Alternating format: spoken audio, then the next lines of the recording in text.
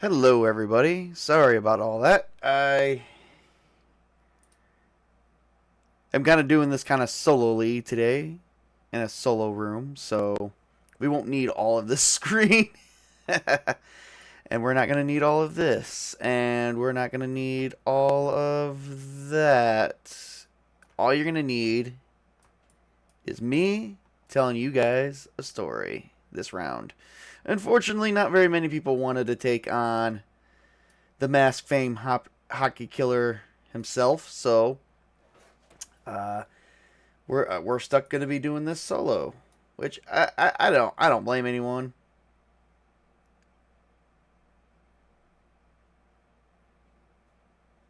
There we go. Yes, solely. Yeah, it's not a real term, Chris. You're good. All right, so I blew myself up so you guys can see me on the screen. Um, Hopefully it'll still work after I do this because I got character sheets and I've got notes.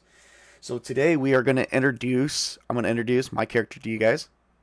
And my character that I'm going to play on a solo style is Lenny Jarvis. A little bit of backstory about Lenny.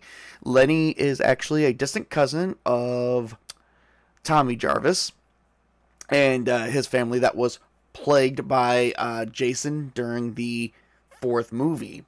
And then, of course, I believe the Jarvis, we also had Tommy Jarvis and the fifth and I believe sixth movie after that. So there was like a whole thing where they centered around Tommy Jarvis. So we are going to center around Lenny Jarvis this round. Let me put something here. Yep, you guys are going to see a little bit of my screen because I'm going to put do not disturb. I'm not soloing half the time. Have you seen my other people? Good lord, woman. You don't pay attention to my players, do you? Alright, so I've got the book. The book we are using is going to be the Army of Darkness role-playing game that we're actually going to be doing to play this game with. And yeah, so we got some people that we're going to introduce as the scene opens up. So we did introduce a little bit of Lenny, but Lenny's not going to be the actual opener scene to this. So we have a group of kids, 18, 19 years old. One person had this idea of restoring Camp Crystal Lake to its former glory. And so you have Andrew McKinney and Linda Haynes. They are about 18, 19 years old, and they in their respective high schools, they were actually community services reps, and then they became pen pals. They're each from different locations of the United States, but they met up in New Jersey to head to Camp Crystal Lake and bring a couple of their friends that they know, each gathering people with like-minded to restore Camp Crystal Lake to its former glory. So Andrew McKinney is a short brown-haired jock. Linda Haynes is, of course, she's not your typical cheerleader. She's actually your typical nerd a little bit, but she actually is very good with numbers and whatnot. So they've actually, Linda's been keeping the accounting and see what grants that they could get while restoring Camp Crystal Lake to its former glory before they can start making money. To this, Linda has brought Jonathan Lukowski and Ashley Thompson to with her, as well as Andrew has brought Nathan Main, Jaden Cartwright, and Brenda Lane. And also Emily Campbell as actually camp counselors. They're going to help restore Camp Crystal Lake on a nice hot summer day. They are each driving different vehicles. They have actually one is a Jeep. One is an actual camp Jeep that was actually restored by Andrew McKinney while he actually checked out. So he's got a bit of a mechanic skill with him.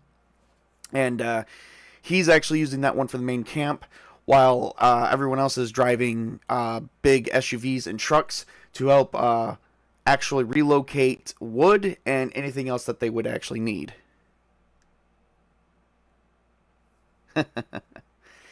um, so there's actually a couple vehicles on scene. One will be a Jeep. One is actually a GMC Suburban.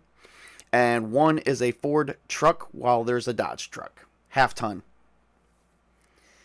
I don't know much about vehicles. I just named off some rattling things. So as they are beginning to restore, Lenny Jarvis actually stumbles upon them as he is camping in the woods not far from Camp Crystal Lake, as he's waiting for the hockey mask killer to present himself. He's going to be sneaking around kind of like a creeper a little bit, but that's because he's not here to make friends. He is here because he believes that Jason is going to return to Camp Crystal Lake at any given moment, as that it is also Friday the 13th. Jason's birthday. All right. So Lenny's going to be... I'm going to roll a stealth for Lenny here, a dexterity stealth. Let's see. I don't know if we have stealth or anything like that. Probably not.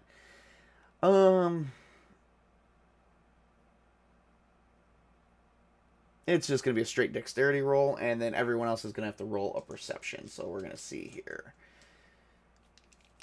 Of course, everybody else... Let's see how many we got. We got 9 counselors. 8 counselors. 3, 4, 5, 6, 7, and an 8. All right. Well, Lenny's not sneaking around too much. He only rolled a 5, and he gets a bonus while everyone else doesn't get jack.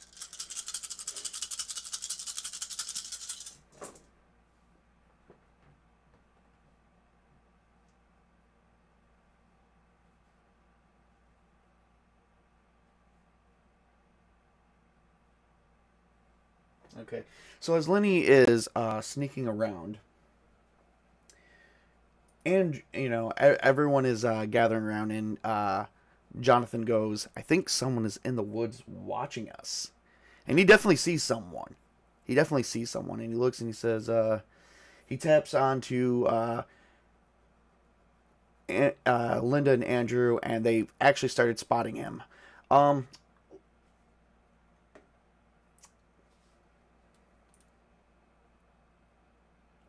However, he is well aware that he's been spotted, and Lenny begins sneaking as far away as he can into the woods. So they begin setting up as that this is going to be their first night, their very first night at the campground. So they begin setting up the bathrooms and begin repairing the plumbing. Plumbing is actually, let's see. Oh yeah, plumbing is actually in working order. So the bathrooms does work, the showers do work as well. So they got a couple of the cabins up and going, as well as the main cabin.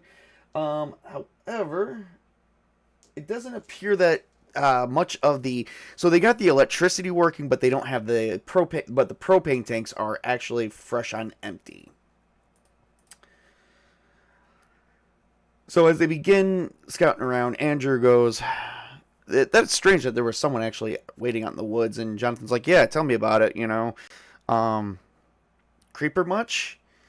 And of course, Linda's like, maybe he's just traveling around. Maybe he's camping out in the outskirts. Who knows? I mean, this used to be a major campground, Camp Crystal Lake, before a slew of murders started happening. Ashley, Emily, and Brenda all look at each other. It's like, yeah, but we don't want some guy staring at us, especially while we're showering.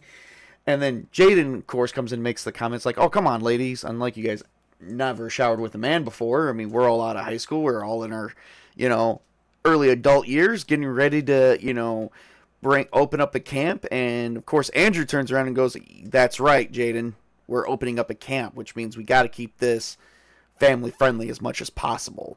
So no perverted thoughts here or any actions, or you will be kicked out of the camp counselor group."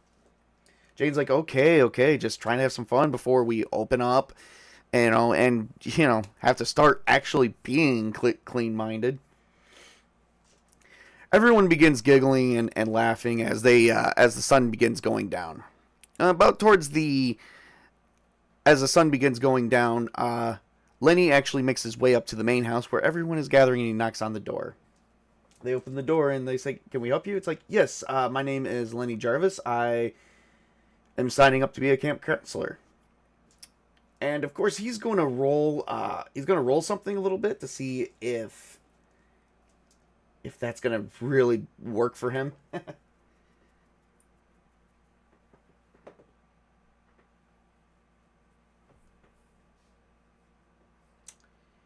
And it's actually more than adequate to actually work for him. So Lenny, they're like, "Oh yeah," Andrew's like, "Yeah, I remember. He was one of the newest signups. We didn't get any of your other information, nor did we interview. So I do apologize for not reaching back out. Just things have been kind of crazy, but you never reached out to me either. Strangely enough, I wonder how we lost contact. Who knows? But I'm just I'm here to be a part of this." It's like, "Well, come on in, Lenny. We'll get you all set up. We are just having dinner." Awesome. So they all sat down for dinner, and everyone begins to wonder who Lenny really is. And Andrew says, "So Lenny, tell me a bit about yourself. What brings you all the way out to the old camp here, old Camp Crystal Lake?" It's like, "Well, I just wanted to explore it. I hear a long time ago there was a slew of murders that happened through here."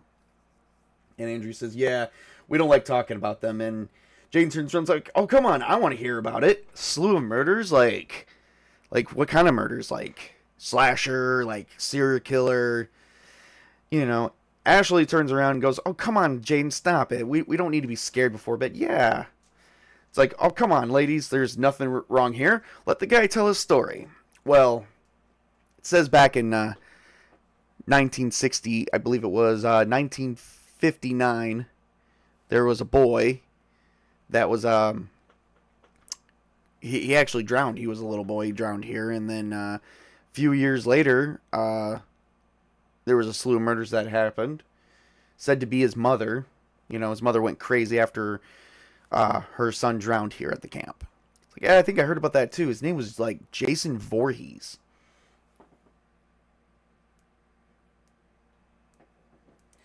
Yeah, yeah, and it said that that night that his mom was decapitated by a camp counselor, so the camp actually just shut down straight up. I mean, there was many other groups trying to reopen the camp over time, but you know,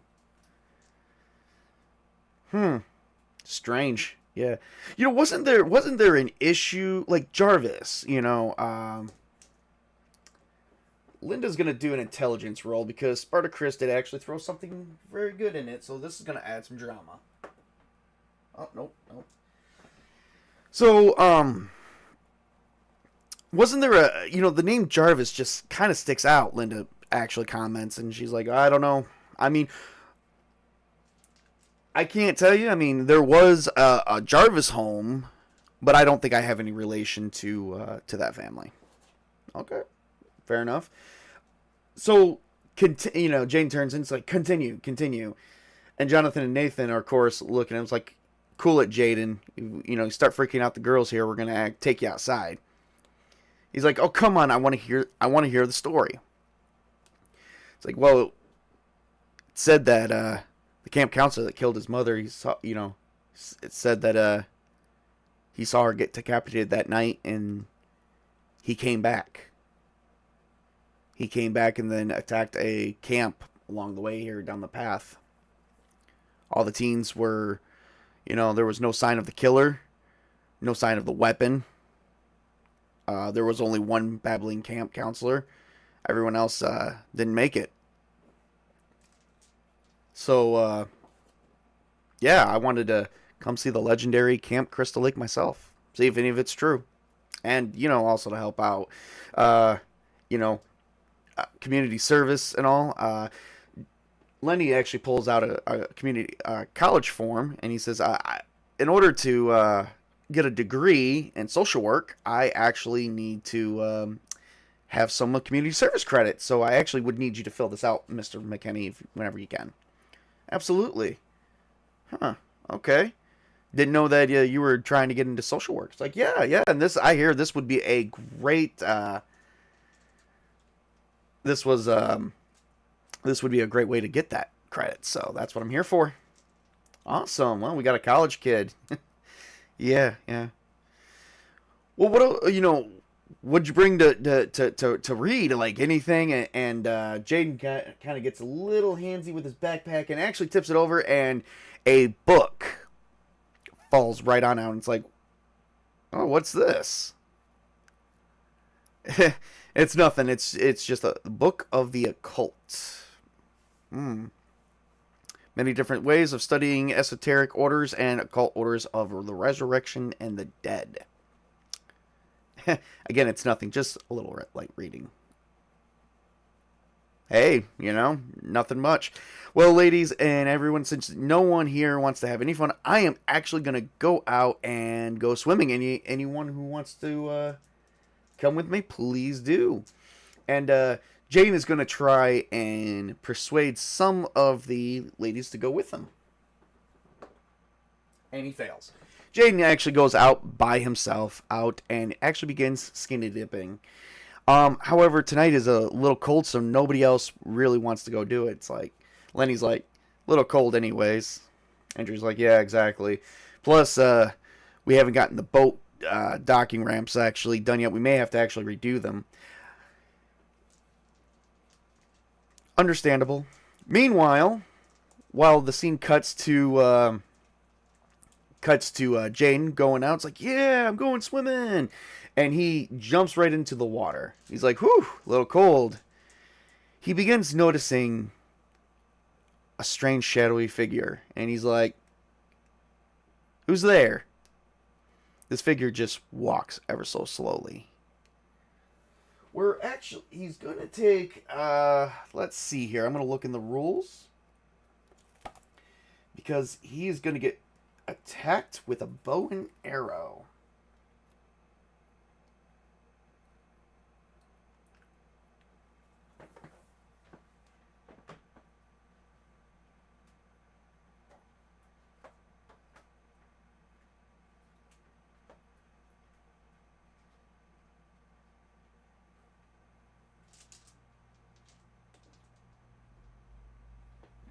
Okay, actually, we could do this one better.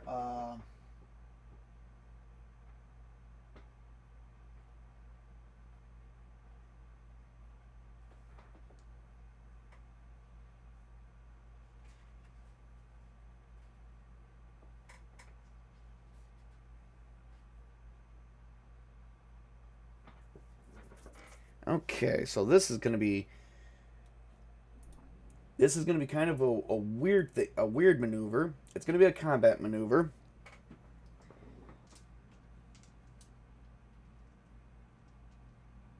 So I'm going to make 2 rolls because Jaden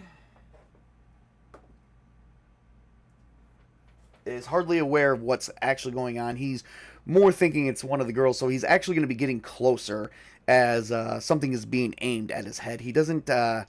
Yes, and we got the. And Jason, and of course, we don't know who the shadowy figure is, but he actually has the shadowy figure comes into view of a bow and arrow being aimed right at him as he's coming closer. So he's actually giving a bit of an advantage to this person, but we don't count really advantages in this one. So here we go.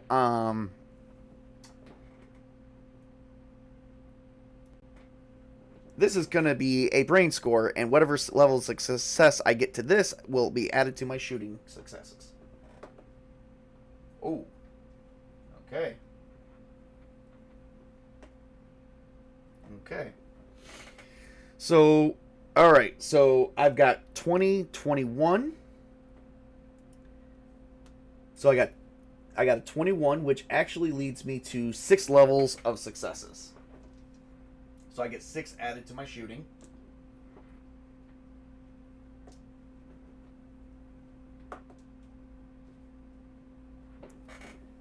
And then another 19, so 5. I have 11 successes. 11. Oh boy. Oh boy. And we don't have anything for that, so straight up damage for this would be 4 times my strength. So, as he gets closer, he's like, come on, who's out there? Who's out there? And all of a sudden, an arrow went right through his eye, his left eye. And he's like, anyone out there? And he falls into the lake. And then all of a sudden, the shadowy figure passes through. Meanwhile, back at the main place, it was a nice hot 80-degree day, even though it's starting to cool off. A couple of the counselors are wanting to take showers. So let's see how many are feeling like. Let's see what's the odds of how many are feeling up to it. Like 4. Okay, so Ashley and Emily are thinking like, we're gonna go take a shower over in the girls' bathroom. Is the boys' bathroom open? And just so that way you boys don't come and check in on us. And it's like, all right, guys, none of that's gonna go on. All right, not a problem. So Nathan and Jonathan are like, well, we're gonna go actually to our restrooms, which is on the opposite end, so that way we can see how the hot water's working. Okay, all right. Well, you guys, I'll take it easy. So 4 of them, Jonathan and Nathan, went to the boys' shower room.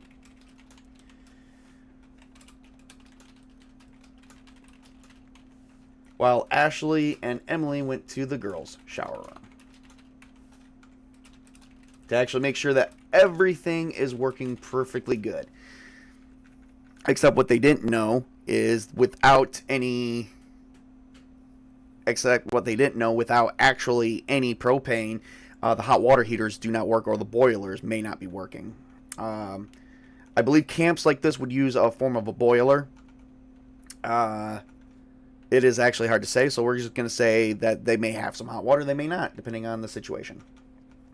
Which left Lenny, Andrew, Linda, and Brenda all in the main cabin. So the girls went to the cabin and grabbed their night clothes, as well as the 2 boys, and they both went off into their respective rooms. Meanwhile, Jonathan's like, man, I can't wait to take a shower. It's been 80, 85. The humidity's been hot. We haven't gone swimming. I wonder where Jaden is. Yeah, I don't know either. I mean, I didn't even hear him, shouting out there. Could have, he seems kind of quiet. Preferably, I prefer it. He's done nothing but been all talk, and it's been crazy. Oh, come on, Jonathan. Not everything's been all bad with him. Anyway, I'm going to check out the hot water, and it looks like the water's on. So he's turned on the water, and the water went hot. It's like, yeah, man, check it out. It's like, I'll be in there in a minute. I'm going to brush my teeth. Meanwhile, as Nathan has gotten undressed and went into the shower, Jonathan was actually beginning to brush his teeth a little bit. And let's see here. We're going to get a little bit of a... Jason's going to kind of do a little bit of a sneak on him.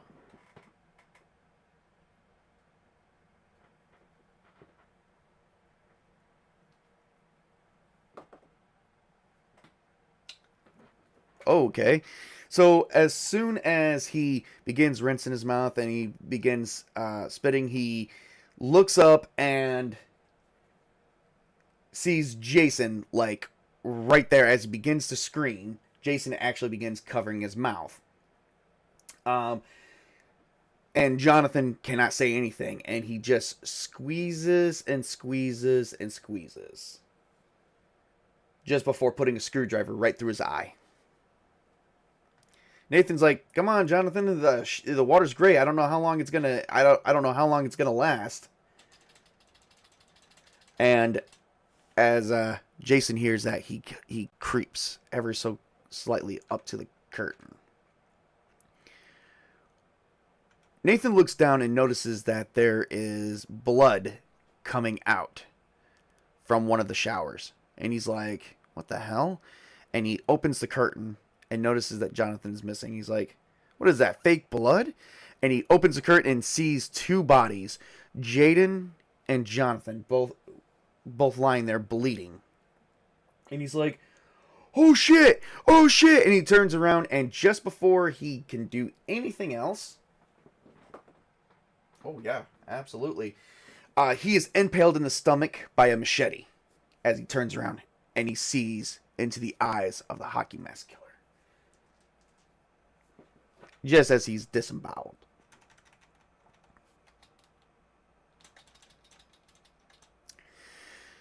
Meanwhile, back at the main cabin, Lenny just begins going on. It's like, I hope you guys didn't get freaked out too much by my story about Jason Vorhees. You know, it's just, I mean, who knows? The guy, it is said that he's been killed, and, you know, honestly, it said there was a copycat one over in Manhattan about almost, I think 20 years ago or something like that. I mean, what was it, like 88 that he was over there or something? It's like, well, I mean, sickos will be sickos, but I've been out at this camp multiple times, and I have not seen or heard anybody roaming around, and I have not definitely seen any hockey mask killer, or even one wielding machete, so I can't really say that I agree with what you're saying. I understand. I do. Look, like I said, I hope I don't freak anyone out. Brendan turns around and says, Lenny, why do you read such weird stuff? Like what? You know, it's like what, the occult? Yeah, like, yeah, what is it? It's like, oh, this is just a book written by an author about the occult, about, you know, maybe the dead isn't really dead. You know, that the willpower of a person could live on, even if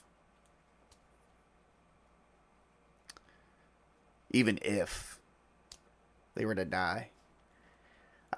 You know, just, I don't know. There has been no evidence supporting this. I just read it. Fair enough. Fair enough. You know, as everyone else seems to be quiet lately, you know, I hope everyone's okay. Yeah, why don't you two stay here? I'm gonna go check to see if Jaden isn't bothering anybody. I'll be right back. And Andrew gets up and leaves the room, leaving Linda, Brenda, and Lenny all in the main cabin together. Meanwhile, at the other shower, at the girls' shower house, everything seems to be good, and the water is, you know, hot as can be. It's like, wow, these boilers really do still work. It's like, yep, good thing that the boys fixed it. You know, then we get hot water. It's like, yep. Oh, I'll be right back. I gotta go grab my soap. I think I left it by the sink. So Ashley gets up and opens up a shower curtain and realizes that the door is swinging open. It's like, hey, Emily, did you leave the door open? No, I think I shut it. Why? Oh, it's just kind of hitting here. It's like, I'll just shut it. She shuts the door to the bathhouse, and then all of a sudden, she hears something. It's like, Emily, are you okay? Yeah, why? Hang on, I'm gonna wash my hair. And Emily begins putting her head under the water, muffling any sound out as she's enjoying the hot water. Ashley's a little freaked out, you know, as that she's never really been in the wilderness too much, and is not very much sure how things go. It's like, hopefully I don't get eaten by a bear. And she notices one of the stalls to the bathrooms is opened, or there's a shadow being casted, and she's like, all right, Jaden, are you going to be messing around with us? And she opens it just to... Oh, crap. Okay. Just to have a machete come down right on her skull. And her body went limp. She shook for a minute as her body went limp, and Jason caught her, putting her down at ease, making sure that Emily did not hear anything.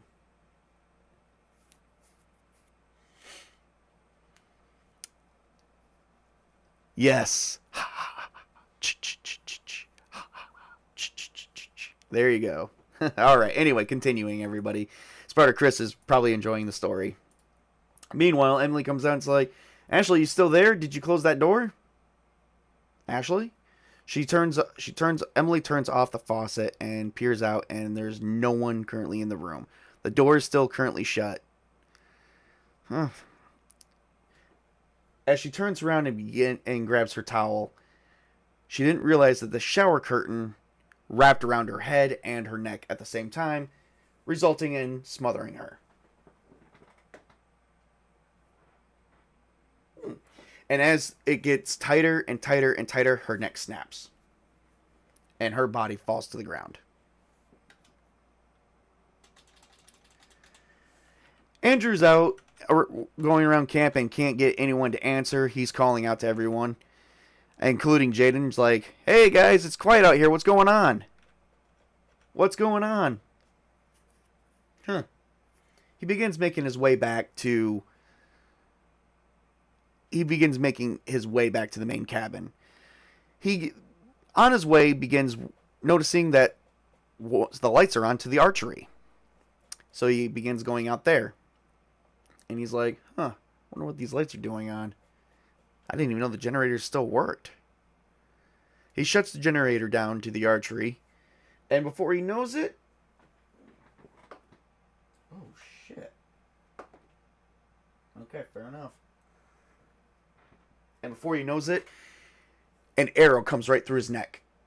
And he begins gasping at it as he's trying to grasp for air as his lungs begin filling up with blood and he falls convulsing. Jason comes up and then picks him up as he's slowly dying and crushes his skull in his hands. Meanwhile, the only 3 counselors that are supposedly left is Lenny, Linda, and Brenda. And they begin talking. It's like, so Lenny, I know we're not supposed to have these thoughts while we're here, because Andrew and Linda don't do it, Brenda. But I was just wondering, have you have a special someone back at where you live at? It's like, he's like, actually, no, I'm a bit of an outcast where I'm at. Really? It's like, yeah, sort of a bit of an outcast. I just don't really have much of attention for people, It's like, I don't know. I've never really been with a girl, so she's like, so you're a virgin? It's like, yeah. Hey, have you guys noticed, like, Andrew's been gone an awfully long time, and so has everybody else. Like, no one's even came in. Like, it's like, yeah, I've noticed. Maybe you guys should just stay here. Let me check and make sure everything's okay. It's like, no, I got it. It's like, Linda, don't go out there. Chances are, the reason why we haven't heard from them is because I think they might be dead. Linda and Brenda turns around to Lenny. It's like, listen, I'm just going to tell you guys. The reason why everyone's been gone so long is because I think they're dead. It's like, okay, were you the creeper that was spying on us earlier, said Linda. It's like, listen, Jason Vorhees is very, very real. I know my family's been haunted by him. And it's like, Jarvis. Brenda turned around and said, Jarvis. There was a Jarvis family that was haunted supposedly by him, but yet there was no proof that there was anything other than they were crazy. Look, if you guys go outside, chances are the same thing might happen. It's just recommended to stay here and let me go check them out. It's like, yeah, right. And all of a sudden, Linda throws open the door and... Nope, definitely not. And suddenly it is revealed that Jason is on the other side slashing the door, slashing right to her. But before his machete can make contact with her head, she slams the door and it breaks right in half. And she freaks out. It's like, oh my God. And he comes right through the door wearing his hockey mask and his normal clothes. And he's like, Jason, you don't know who I am. But my name is Lenny Jarvis, and I'm here to kill you finally once and for all. And he picks up a from behind the sofa, he picks up an old javelin spear. And she's like, "How did you know that was there?" It's because I hid it. I hid it before you guys got here. I knew for a while that this camp was going to be reopened. And as soon as it does, he was going to come back. It's all right, Jason. It's going to be you and me. You're going to leave these girls alone, and I'm going to kill you once and for all. So Lenny is going to try and attack Jason using his, let's see here.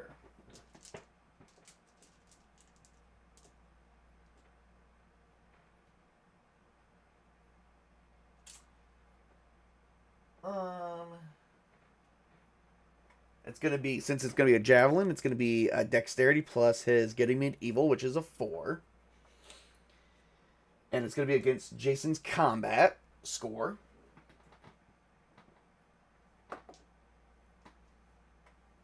2, 3, 4. Woohoo! Alright, so in order for me to even get remotely, I have to... Oh, nope, I failed. So Lenny goes up and spears him right in the chest, and Jason just, like, swipes again, breaking the javelin right down. Oh, wow. 18. Yeah, Jason succeeds at trying to attack with 5 successes. Hang on, let's see if Lenny can at least dodge. It's just going to be a straight dexterity roll. Actually, he's going to do a dexterity kung fu roll. Because he's taking kung fu. Oh no, he failed. He failed by over 5 successes. And, let's see. I'm going to spend... Alright, so... What did I get? 2. What did I need? 7. I only got 2. 9. I need 10. He's going to spend 10 drama points and totally dodge Jason's machete as he throws it right at him. And it leaves his hand spearheading into the wall. He does this great tumble move. And Linda and Brenda are just screaming, running out. And Linda's like, "Quick! Out the back door! Out the back door!" And they begin running out the back door. Lenny looks up, and I think Jason is going to try and pursue one of the girls, as they might be easier targets. It's just Jason. Oh, yes. Yep. All right. And as Linda told Brenda to go out the door, Brenda opens up the door and runs, and as Linda tries to make it, she is suddenly, like, grabbed by Jason and picked up and slammed right down on the table, breaking her spine and her neck with one hand. And her scream comes to a choking, sort of like a choking, like, groaning sound. And Lenny's like, "No!" He's like, so Lenny grabs the machete and tries to attack Jason with it once again.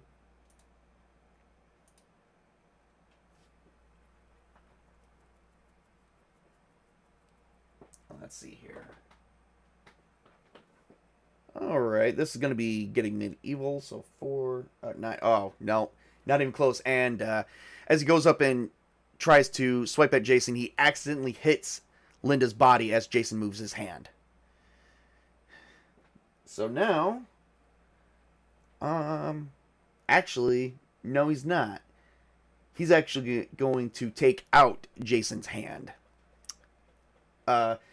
So he suddenly slices off Jason's right arm and hand with it, the whole arm, and blood begins squirting everywhere.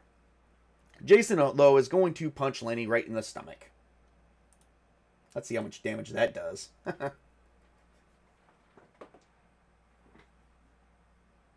Okay, let's see if Lenny can dodge. Only got to dodge at 22. Nope. And Lenny totally got punched right in the stomach. Alright, so punching damage is going to be 20 points. Lenny falls to the ground,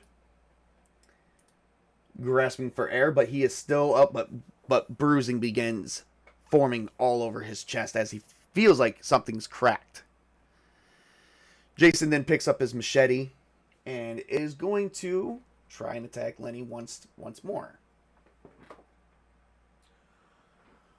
All of a sudden, without realizing it, Jason is actually attacked from behind with another javelin. And it's protruding out his chest.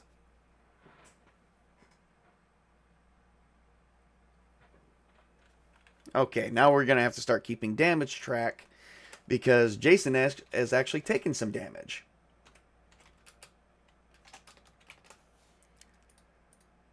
And so has Lenny Jarvis. He's actually down to... Alright, so Lenny is down to well over half his points. Brenda is barely there. I gotta check something out for her real quick.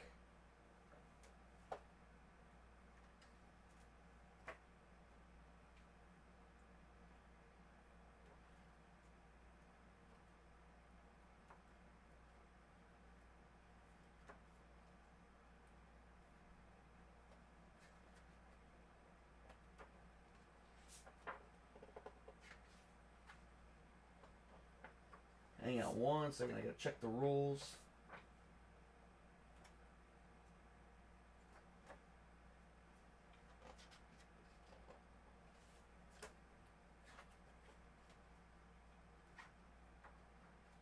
There we go.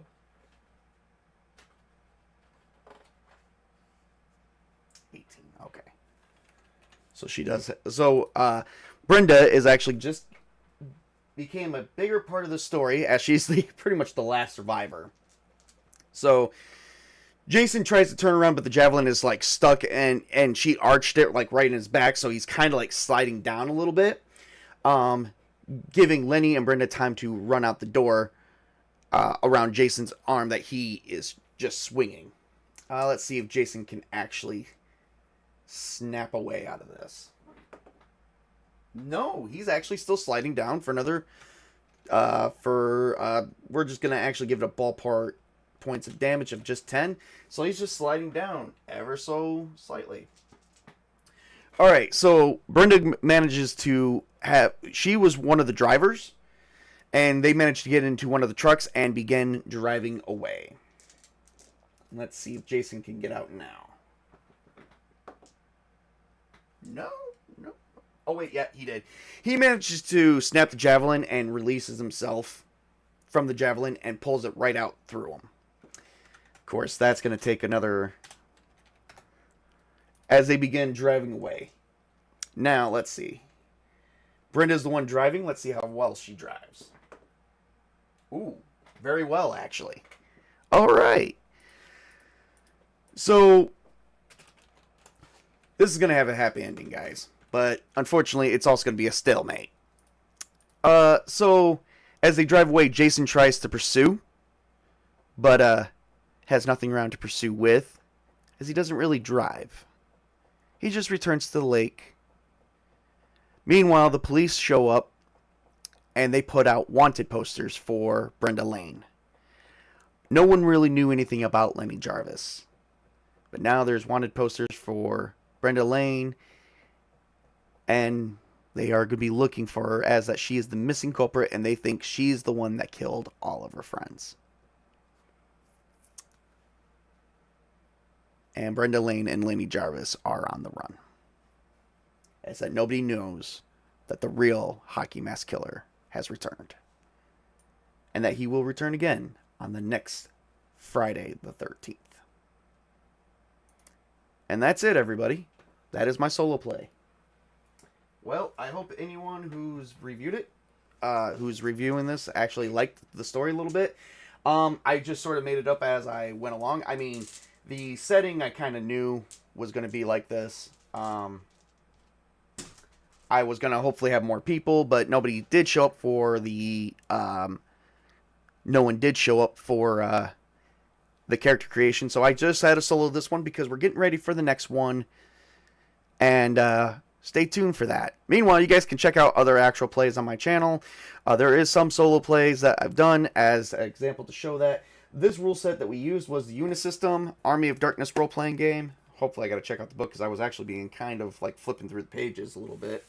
I don't like doing that because this book is gold, everyone. It's made by Eden Studios.